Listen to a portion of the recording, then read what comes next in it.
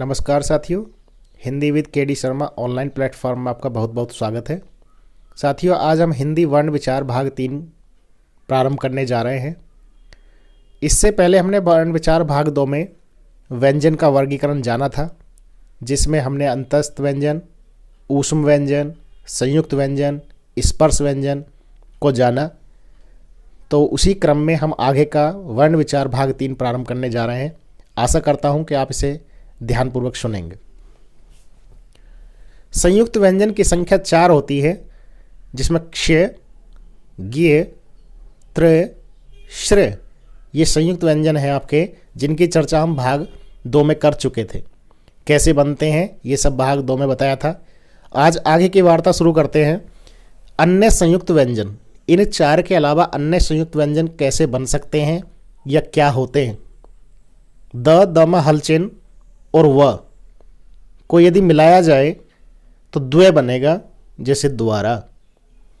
ह में री तो ये ह्री बनेगा, जा सके हृदय। द हलचिन और ध, इस ध को भी हम वर्ण विच्छेद के माध्यम से और आगे विस्तृत कर सकते हैं। ध में हलचिन और अ, ध को वर्ण विच्छेद के माध्यम से ध हलचिन और अ करके भी इसको आगे बढ़ाया जा सकता है। तो ये बन जाएगा ध, जैसे शुद्ध। ह म र तो बनेगा हिर, जैसे हिरास या हिरसु। दे हलचिन और य बनकर के बनेगा ध्यय, जैसे विद्या। आजकल एनसीईआरटी किताब में दिया है विद्या, तो दे में हलंत है और ये है, तो वो यही बनता है ध्यय। स र तो ये मिलकर बनेगा श्रृंगार, जैसे श्री बन जाएगा श्रृंगार या श्रृंगाल। तो श्रृंगार का शुद्ध वर्तनी अक्सर एग्जाम में, परीक्षाओं में पूछा जाता है कि श्रृंगार शब्द का शुद्ध वर्तनी निम्नलिखित में से क्या होगा। तो ये अन्य संयुक्त व्यंजनों को हमने जाना कि इन 4 के अतिरिक्त भी इस प्रकार हम संयुक्त व्यंजन को बना सकते हैं। एक था है, हलचिन और म, हम, जैसे ब्रह्मा या ब्राह्मण। आगे देखिए, बात करते हैं। पहला वर्ण आधा लिखा हो, दूसरा वर्ण पूरा लिखा हो, लेकिन दोनों समान हो, एक ही जाति के हों, तो उन्हें द्वित्व व्यंजन कहा जाता है। जैसे कच्चा, दोनों च हैं, एक साथ उच्चारित होंगे। पक्का, मक्का, रस्सी, चक्की, बिल्ली, मिट्टी, बल्ला। पहला वर्ण आधा हो, दूसरा वर्ण पूरा हो, लेकिन दोनों असमान हो, तो ये संयुक्त व्यंजन कहलाता है। जैसे त्याग, न्याय, व्यास, प्यास। आगे देखिए, ये अनुस्वार है, जैसे पंत, अंक, शंख, खंड, पंडित, मंड, इस तरह से। ये आगे बिंदु दिया है, इसका आशय है अंग, अर्थात क वर्ग का 5वां अक्षर। क, ख, ग, घ, अंग। ये अनुनासिक है। अनुनासिक आपको पीछे बताया था कि जिसका उच्चारण मुख और नाक दोनों से होता हो। नीचे वाले बिंदु का आशय है, ये 2 वर्ण हैं जो मुख्य रूप से हिंदी में प्रयोग होते हैं। ये अड़ह, ये अढ़, दोनों उत्क्षिप्त व्यंजन हैं, या गौण व्यंजन हैं, या द्विगुण व्यंजन हैं, या अतिरिक्त व्यंजन है। इनकी संख्या कितनी है? 2 है। ये एक चिन्ह लगा है, ये आपका नुक्ता चिन्ह है। अरबी फारसी के शब्दों में लगता है। इन्हें अरबी फारसी के वर्ण भी कहते हैं, जिनकी संख्या 5 या 3 है। क, ख, ग, ज, फ, ये 5 है। अब एनसीईआरटी किताब में लेटेस्ट डाटा के अनुसार 3 दिया है, लेकिन दोनों विकल्प होंगे तो आप 5 को सही करेंगे। आगे देखिए, जिस प्रकार से हमने हिंदी शब्दकोश में स्वरों के क्रम को जाना, उसी प्रकार से हिंदी शब्दकोश में व्यंजन वर्णों का क्रम हम देखेंगे कैसे होता है। सबसे पहला स्पर्श व्यंजन है, जिनकी संख्या 25 होती है।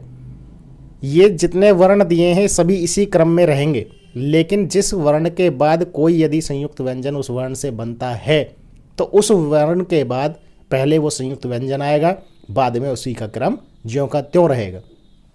तो क वर्ग को देखते हैं। क, तो कैसे बनने वाला संयुक्त व्यंजन क्ष आएगा।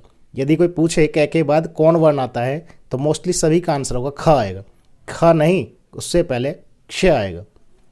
बाकी क्रम सेम रहेगा। ख, ग, घ, अंग, च, छ, ज के बाद एक संयुक्त व्यंजन और बनता है, जिसका नाम है गिये। फिर झ और इ, ट ठ ड ढ अण, इसमें कोई वर्ण संयुक्त नहीं बना। फिर है तय, तय के बाद बनने वाला संयुक्त व्यंजन त्र है।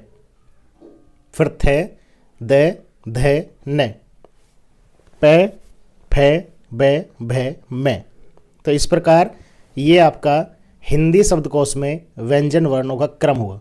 आगे देखिए, अंतस्थ व्यंजन जिनकी संख्या 4 होती है, यहाँ से कोई संयुक्त व्यंजन नहीं बनता है। फिर है ऊष्म व्यंजन जिनकी संख्या 4 है।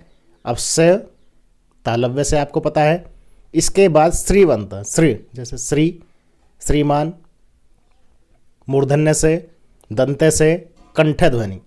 तो यहाँ से भी कोई संयुक्त व्यंजन अन्य नहीं बनता। तो हिंदी शब्दकोश में व्यंजनों का क्रम सेम रहता है, लेकिन जिस व्यंजन वर्ण के बाद कोई संयुक्त व्यंजन वर्ण बनता है तो उसके बाद उसी का क्रम आता है। ये हमने हिंदी शब्दकोश में व्यंजन वर्णों की स्थिति जानी। अब आगे की वार्ता करते हैं। ह, इसका उच्चारण अंग्रेजी के आर से होता है, इसका उच्चारण अंग्रेजी के RH से होता है।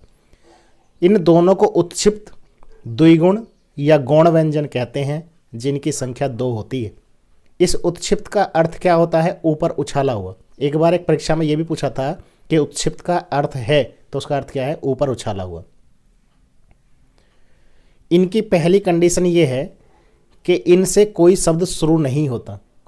पहली कंडीशन कि इनसे कोई शब्द शुरू नहीं हो। उत्क्षिप्त व्यंजनों की विशेषता सुनिए। पहला, इन दोनों उत्क्षिप्त व्यंजन वर्णों से कोई शब्द शुरू नहीं होता। दूसरा, या तो ये शब्द के बीच में आते हैं या शब्द के अंत में आते हैं। जैसे शब्द लिखा जाए बाढ़, तो ये अंत में लगेगा। शब्द लिखा जाए लड़का, तो ये शब्द के बीच में लगेगा। तो कंडीशन ये हुई कि या तो शब्द के बीच में आते हैं, शब्द के अंत में आते हैं। तीसरी कंडीशन है कि जिन शब्दों पर अनुस्वार का प्रयोग हुआ हो उसमें इन दोनों वर्णों का प्रयोग नहीं होता। ऐसे शब्द जिस पर अनुस्वार का पहले से प्रयोग हो रखा है उसमें इन दोनों वर्णों का प्रयोग नहीं होगा। मंड लिखें, पंडित लिखें, खंड लिखा है, अनुस्वार का प्रयोग हुआ है, तो इस वर्ण का प्रयोग नहीं होगा। नेक्स्ट देखिए, स्वर हमारे 11 होते हैं और व्यंजन 33 होते हैं। इस प्रकार व्यवहारिक रूप से वर्णों की संख्या कितनी हो जाती है? 44। अब 13 स्वर भी होते हैं और 37 व्यंजन होते हैं, 2 उत्क्षिप्त होते हैं। इस प्रकार मूलतः वर्णों की संख्या 52 हो जाती है। 13 स्वर में क्या होता है कि 11 तो मानक स्वर होते हैं और 2 अयोग वहाँ जुड़ जाते हैं। 37 में क्या होता है? 33 व्यंजन तो हमारे होते हैं, जिसमें 25 स्पर्श, 4 अंतस्थ, 4 ऊष्म, इनकी संख्या 33 हो जाती है। अब 33 में यदि हम 4 संयुक्त और जोड़ दें तो ये संख्या हमारी 37 हो जाती है। 33 में यदि उत्क्षिप्त व्यंजन 2 और जोड़ दें तो संख्या 35 हो जाती है। यदि 37 में 2 उत्क्षिप्त और जोड़ दें तो संख्या 39 हो जाती है। तो जब भी क्वेश्चन पूछे कि हिंदी में व्यंजन वर्णों की संख्या कितनी है, तो आंसर किसके साथ जाएगा? 33 के साथ। विकल्प में यदि 33 नहीं है तो कहाँ होगा? 35। 35 और 33 नहीं है तो 37। 37 भी नहीं है तो 39। लेकिन यदि ये सभी दिए हैं तो व्यंजन की संख्या 33 होगी। अगला है सघोष। इसकी चर्चा हमने भाग 2 में की थी।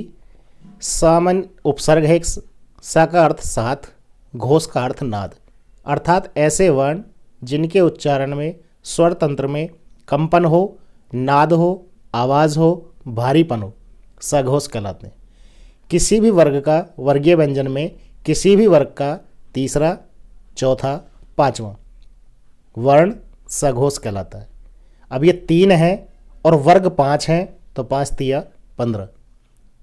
अंतस्थ व्यंजन सभी जो जिनकी संख्या 4 है वो भी सघोष होते हैं और सभी स्वर सघोष होते हैं। और ऊष्म व्यंजन का एक वर्ण ह, जिसे हम कंठ ध्वनि कहते हैं। इस प्रकार सघोष की संख्या कुल कितनी हुई? 31 हुई। अघोष, ए का अर्थ है नहीं, घोष का अर्थ है नाद। ऐसे वर्ण जिनके उच्चारण में स्वर तंत्र में कंपन न हो, नाद न हो, आवाज़ न हो, उन्हें अघोष कहते हैं। किसी भी वर्ग का पहला और दूसरा, वर्गीय व्यंजन में किसी भी वर्ग का पहला और दूसरा, ये 2 हैं, वर्ग 5 होते हैं, तो कुल कितने हो गए? 10। ऊष्म व्यंजन 4, जिसमें से एक है इधर चला गया तो रह गए 3। तो इस प्रकार संख्या कितनी हुई इनकी। नेक्स्ट बात करते हैं अल्प प्राण। ऐसे वर्ण जिनके उच्चारण में कम प्राण, वायु या ध्वनि की आवश्यकता उच्चारण करने में पड़ती हो। किसी वर्ग का पहला, तीसरा और पांचवा अल्प प्राण कहलाता है। 3 ये हैं और 5 वर्ग होते हैं, तो संख्या कितनी हो गई 15। अंतस्थ व्यंजन अल्प प्राण होते हैं जिनकी संख्या 4 है, और सभी स्वर अल्प प्राण होते हैं जिनकी संख्या 11 है।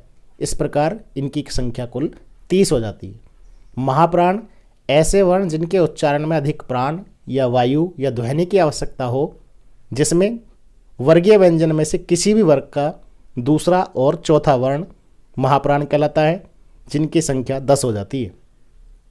ऊष्म व्यंजन 4 और विसर्ग 1, इनकी संख्या 15 हो जाती है। नेक्स्ट बात करते हैं, एक ये दिया है अ, क्या दिया है अ, इसे अर्धचंद्र कहते हैं। क्या कहते हैं अर्धचंद्र, क्योंकि पूर्ण चंद्र बिंदु तो ये होता है, चंद्र लगा है और बिंदु लगाते हैं तो पूर्ण चंद्र बिंदु होता है, लेकिन केवल अर्ध लगा है, बिंदु नहीं लगाते, इसे अर्धचंद्र या ऑफसेट कहते हैं। क्या कहते हैं ऑफसेट। इसकी संख्या 1 है, जिसे हम ग्रहण किया हुआ है, आगत स्वर जो विदेशी भाषा से अपनाया गया है। इसका प्रयोग मुख्य रूप से अंग्रेजी के शब्दों में होता है, जैसे कॉलेज, बॉल, नॉलेज। अगली बात करते हैं रे के रूप। रे के कई रूप होते हैं। इसको जानने से पहले एक बात देखते हैं व्यंजन की, जिनकी संख्या 2 है। उत्क्षिप्त का अर्थ होता है ऊपर उछाला हुआ। ये अड़ह और ये अढ़, इसका उच्चारण आर से होता है, इसका उच्चारण आर एच से होता है। उत्क्षिप्त व्यंजन कहें, द्विगुण व्यंजन कहें या गौण व्यंजन कहें, इनकी संख्या 2 होती है। इसीलिए हापुड़ शब्द में उत्क्षिप्त व्यंजन का प्रयोग हुआ है, अलीगढ़ में उत्क्षिप्त व्यंजन का प्रयोग हुआ है, आजमगढ़ में उत्क्षिप्त व्यंजन का प्रयोग हुआ है। इसीलिए इनकी अंग्रेजी में आर और आर एच आता है। रे के कई रूप होते हैं, जिसमें पहला है रे लुंठित व्यंजन के रूप में हो, या मूर्धन्य व्यंजन के रूप में हो, या पूर्ण रे के रूप में हो, जैसे राम, राधा, रथ, रात आदि। अब रे रेफ के रूप में, या यूं कहें आधे रे के रूप में, या स्वर रहित रे के रूप में, तो वो होता है इस प्रकार से। जब ऊपर रे चढ़ जाए, जैसे कर्म, धर्म, शर्म, पर्व, आशीर्वाद, इस तरह से हो, तो उसमें रे हमेशा आधा होता है। और ये जिस वर्ण पर जाता है उससे पहले उच्चारित होता है। जैसे यहाँ मैं के ऊपर लगा जरूर है, इसी के ऊपर बैठा है और अपना वजूद पहले लिए है। कर्म, धर्म, शर्म, तो ये इस रे का विशेषता है कि ये रे आने वाले वर्ण पर चला जाएगा अपने से आगे, और उससे पहले उच्चारित होगा। आगे बात करते हैं, अगले रे की रूप बात करते हैं। अगला है पदेन रे। पदेन रे का मतलब है पैर में लगने वाला रे, जैसे प्रकाश, ट्रक, ड्रम, क्रम, कम, हलंत और रे। जब ये पैर में लगता है तो इसमें रे पूरा होता है, अर्थात स्वर सहित होता है। ये ड्रम में या ट्रक में जो रे बनता है, जैसे ट्रक लिखा जाए तो ये जो वी के आकार का बना हुआ है, जैसे ट्रक लिख दिया, तो इसमें जो वी के आकार का ये बना है, क्या ये दोनों ही रे है या दोनों ही हलंत? तो इसको जानेंगे। इधर की साइड जो दिया है ये आपका है हलंत, और इधर दिया है ये क्या है रे। क्योंकि टे को आधा बनाने के लिए क्या करते हैं, हलंत लगा दिया जाता है। इसमें जब रे जुड़ेगा तो ये इसमें जुड़ जाएगा, इसलिए इसको पदेन रे कहते हैं। क्या कहते हैं, पदेन रे। और जिसके पैर में लगता है ये उसके बाद उच्चारित होता है, जैसे ट्रक, ड्रम, क्रम, प्रकाश। मूल स्वरों की संख्या 4, दीर्घ स्वरों की संख्या 7, जिसमें 4 संयुक्त, संयुक्त में भी 2 गुण संधि स्वर और 2 वृद्धि संधि स्वर, 3 दीर्घ संधि स्वर। अयोगवाह की संख्या 2, स्पर्श व्यंजन 25, अंतस्थ व्यंजन 4, ऊष्म व्यंजन 4, संयुक्त व्यंजन 4, द्विगुण, उत्क्षिप्त या गौण व्यंजन 2, दंतोष्ठ व्यंजन 1 जो कि क्या है वे, मध्य स्वर 1 ए, स्पर्श संघर्षी व्यंजन वर्ग कौन सा है? वो है च वर्ग। प्रयत्न के आधार पर प्रकंपित ध्वनि कौन है? र। ग्रहित या आगत स्वर कौन है? वो है अ। कौन है? अ, जिस पर अर्धचंद्र लगा है। अनुनासिक कितने हैं? 5। प्रत्येक वर्ग का अंतिम वर्ण, तो 5 वर्ग होते हैं, उसका अंतिम वर्ण एक एक लिया जाए तो संख्या कितनी? 5। अक्षर के भेद 4 होते हैं। या अक्षर 4 प्रकार के होते हैं। 1 वर्ण वाले सभी स्वर, 2 वर्ण वाले जैसे क, तो क्या का मतलब हुआ? क और अ। 3 वर्ण वाले क्ष, ज्ञ, त्र, स्र, इस तरह संयुक्त व्यंजन। 4 वर्ण वाले जैसे ज, व, जैसे उज्ज्वल। उज्ज्वल का शुद्ध वर्तनी कितनी बार परीक्षा में पूछा हुआ है? उत्धन ज्वल। तो तय वर्ण का मेल जब जय से होता है तो जय आधा हो जाता है। जय ऑलरेडी आधा दिया है तो उज्ज्वल में दोनों जय आधे रहेंगे। ज्योत्सना, ये लिखा है मैंने, यहाँ पर हलंत लगा दिया था। स्वास्थ्य, मत्स्य मतलब मछली से, मत्स्य पालन भी पूछा जाता है। नेक्स्ट देखिए, अनुस्वार के बाद यदि वर्गीय व्यंजन दिया हो, किसके बाद? अनुस्वार के बाद यदि वर्गीय व्यंजन दिया हो तो वह अपने पंचमाक्षर में बदल जाता है। जैसे संत, तो यहाँ अनुस्वार का प्रयोग हुआ है लेकिन आगे वर्गीय व्यंजन तय दिया है, तो तय का अंतिम स्वर रहित आएगा। तो तय का अंतिम क्या है? त, थ, द, ध, न। घंटा ट है, यहाँ ट का अंतिम क्या होगा? ट, ठ, ड, ढ, अण। हिंदी में देखिए, द का अंतिम द, ध, न। इंटर, ये एक वर्ण और देखिए जैसे लिखा जाए चंचल, तो च वर्ग का अंतिम क्या होगा? छ, जे, झे, इय, और आगे क्या आ गया? चंचल। ऐसे ही लिखा जाए गंगा, तो गंगा में गे है, के किस वर्ग का? कै का, तो ग। ये 2 वर्ण ऐसे हैं जिनमें खड़ी पाई से आगे पूरा होते हैं, इसको क्या कहते हैं? खड़ी पाई। ये जो आपका लगा है इसका नाम क्या है? खड़ी पाई। तो ये 2 वर्ण ऐसे हैं जिनको आगे निकल जाते हैं तो इनका नीचे मुड़ने वाला भाग खत्म कर दिया जाता है, तो ये आधे हो जाते हैं। किसी भी व्यंजन वर्ण को आधा करने के लिए सबसे पहले तो उसमें हलंत लगा दिया जाए। क्या लगा दिया जाए? हलंत। तो ये तो रामबाण है कि या मास्टर चाबी है कि किसी व्यंजन वर्ण को हलंत लगा के आधा किया जा सकता है। 22 वर्ण ऐसे हैं जो पाई से पहले ही पूरे होते हैं। मैं, से, ते, ले, पे, वे, आदि आदि। तो इसकी खड़ी पाई को हटा दिया जाता है। अब ये 8 वर्ण दिए हैं। क वर्ग का अंतिम, च वर्ग का दूसरा, ट, ठ, ड, ढ, और तय वर्ग का तय, थे, द। क्या करना है? इनमें केवल हलंत लगेगा। और देखिए एक सबसे जरूरी कि रे का आधा रूप जो होगा वो अपने से अगले वर्ण पर चला जाएगा, जैसे कर्म, धर्म, सर्म आदि। इस प्रकार ये व्यंजन, संयुक्त व्यंजन, स्पर्श व्यंजन, आगत गृहीत व्यंजन, द्विगुण व्यंजन आदि हमने वर्ण विचार भाग 3 में सीखा। इस प्रकार आपका वर्ण विचार के 3 भाग में हमने संपूर्ण वर्णमाला को कवर किया है। अब आगे हमारी जब भी नेक्स्ट क्लास होगी तो वो होगी शब्द विचार से, क्योंकि हिंदी वर्ण विचार, शब्द विचार और वाक्य विचार पर आधारित है। आप यहाँ तक का कंप्लीट करिए। इस प्रकार ये आपका वर्ण विचार भाग 3 कंप्लीट होता है। इसी प्रकार की अन्य वीडियो प्राप्त करने के लिए चैनल को सब्सक्राइब करिए और साइड में बने बेल आइकन को ऑल नोटिफिकेशन पर ऑल कर दीजिए, ऑन कर दीजिए, ताकि आने वाली वीडियो का नोटिफिकेशन आपको प्राप्त हो सके। इसी आशा के साथ आप अच्छा करते रहिए और ऐसा करिए जो दुनिया आप जैसा करना चाहे। पूर्ण मनोयोग के साथ पढ़ते रहिए, मेहनत करते रहिए। जहाँ भी कहीं आपको डाउट लगे या आपका कोई भी सुझाव हो वो कमेंट बॉक्स के माध्यम से अवगत कराएं। बहुत बहुत धन्यवाद। Thank you very much.